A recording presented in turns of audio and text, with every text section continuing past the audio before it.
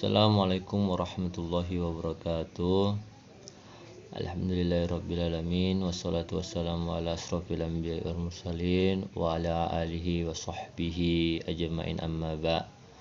Puji dan syukur marilah kita panjatkan atas kehadirat Allah subhanahu wa ta'ala, yang mana atas limpahan rahmatnya serta karunia-Nya kita masih diberikan kesehatan, kesempatan dan keluangan waktu sehingga kita dapat beraktivitas dengan baik-baik saja. Dan selanjutnya tak lupa pula kita bersalawat kepada baginda Nabi Muhammad SAW. Semoga kita termasuk umatnya yang mendapatkan syafaatnya di yaumil akhir kelak nanti, amin ya rabbal alamin.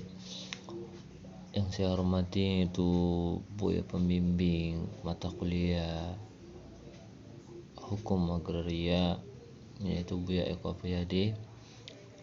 Dan video ini ditujukan untuk memenuhi tugas dari beliau, yaitu video presentasi mengenai penjelasan tentang asas-asas yang ada di dalam hukum agraria. Baiklah, akan saya jelaskan secara singkat, yaitu di dalam asas-asas hukum agraria ada 6 asas yang meliputinya. Yang pertama itu asas nasionalitas. Yang kedua ada asas kepentingan umum. Yang ketiga ada asas hak menguasai negara. Dan yang keempat ada asas hak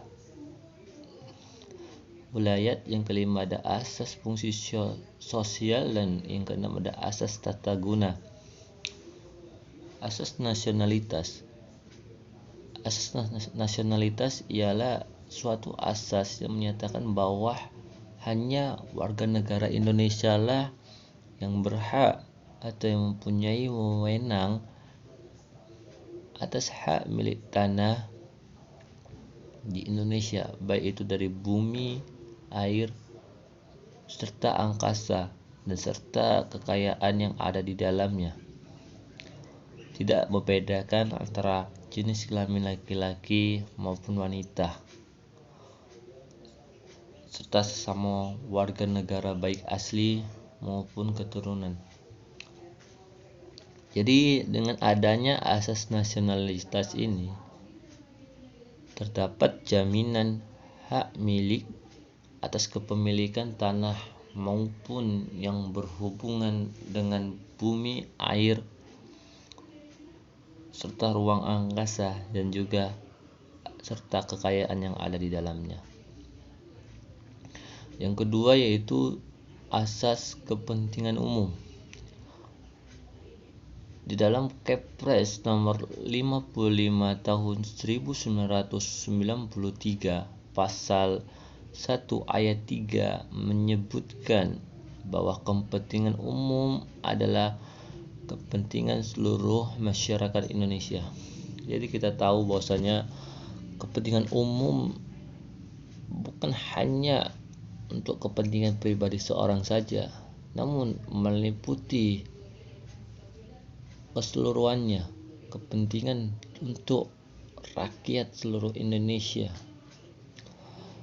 Dengan ketentuan-ketentuan umum ini, yakni dijelaskan juga kegiatan ini dilakukan oleh pemerintahan, hasilnya dimiliki oleh pemerintahan, dan tidak digunakan untuk mencari keuntungan. Nah, poin yang ketiga ini tidak mencari keuntungan ialah poin penegasan bahwasanya ketika ada suatu pembangunan real, maka pembangunan tersebut tidak hanya untuk satu orang saja, atau tidak untuk sebagai keuntungan satu orang saja, tapi untuk kepentingan masyarakat. Dengan adanya riul, maka teralirlah air yang selama ini air tersebut ketika jatuh hanya membentuk sebuah genangan dan tidak tersalurkan.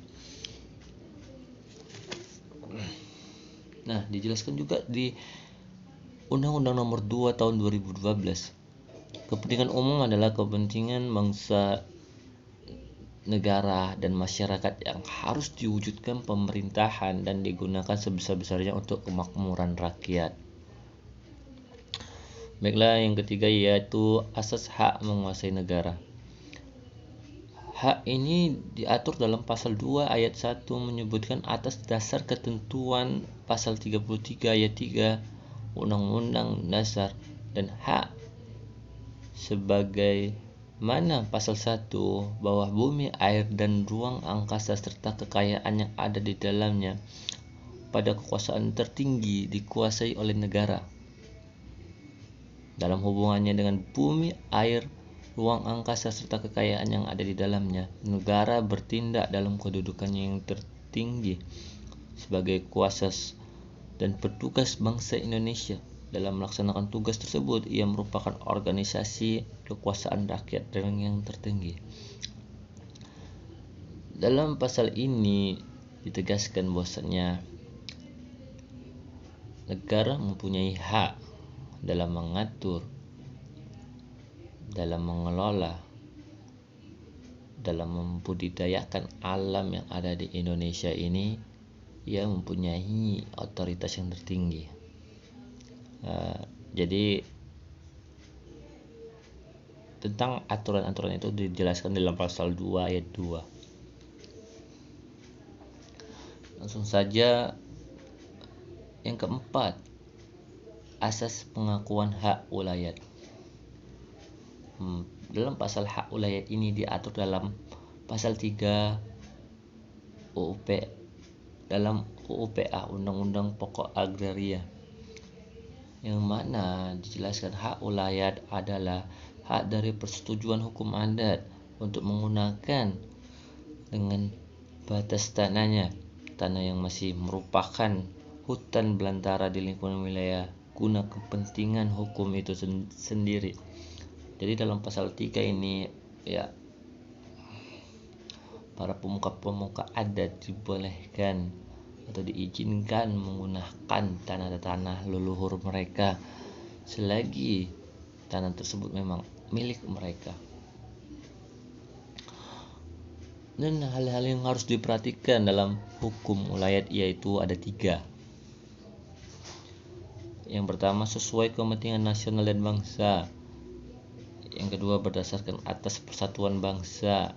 Yang ketiga, tidak boleh bertentangan dengan undang-undang dan otoritas atau peraturan yang tertinggi. Baiklah, masuk kita yang kelima, yaitu asas fungsi sosial. Asas fungsi sosial terdapat dalam pasal 6 UPA, yaitu disebutkan dalam pasal 6 Undang-Undang Pokok Agraria adalah semua hak atas tanah mempunyai fungsi sosial. Maksud di sini fungsi sosial ialah tanah yang tersebut yang digunakan harus mempunyai dampak atau mempunyai suatu hal yang baik bagi masyarakat umum, tidak merugikan siapapun. Contohnya dalam segi pembangunan, jika ada pembangunan maka pembangunan tersebut haruslah bermanfaat untuk masyarakat sekitar. Contohnya membangun sekolah. Nah, membangun sekolah itu kan ya sangat bermanfaat lah bagi lingkungan masyarakat supaya menaikkan nilai pendidikan di tengah-tengah masyarakat, itu membantu generasi muda untuk menimba ilmu pengetahuannya. Jadi tidak pernah luput bahwasannya semua hak atas tanah harus memiliki fungsi sosial, tidak boleh merugikan alam, tidak boleh merugikan manusianya itu sendiri. Baiklah, masuk kita ke pembahasan terakhir, yaitu asas tata guna tanah. Yaitu asas tata guna tanah dapat didefinisikan sebagai serangkaian kegiatan penataan, penyediaan, peruntukan, dan penggunaan tanah secara berencana untuk mencapai sebesar-besarnya kemakmuran rakyat. Demikian video penjelasan tentang asas-asas hukum agraria ini saya buat. Semoga teman-teman dapat memahaminya, dan kurang lebihnya saya mohon maaf atas penjelasannya yang kurang. Atas kata-kata yang salah, saya mohon maaf terhadap teman-teman. Wabillahi taufiq wal hidayah. Assalamualaikum warahmatullahi wabarakatuh.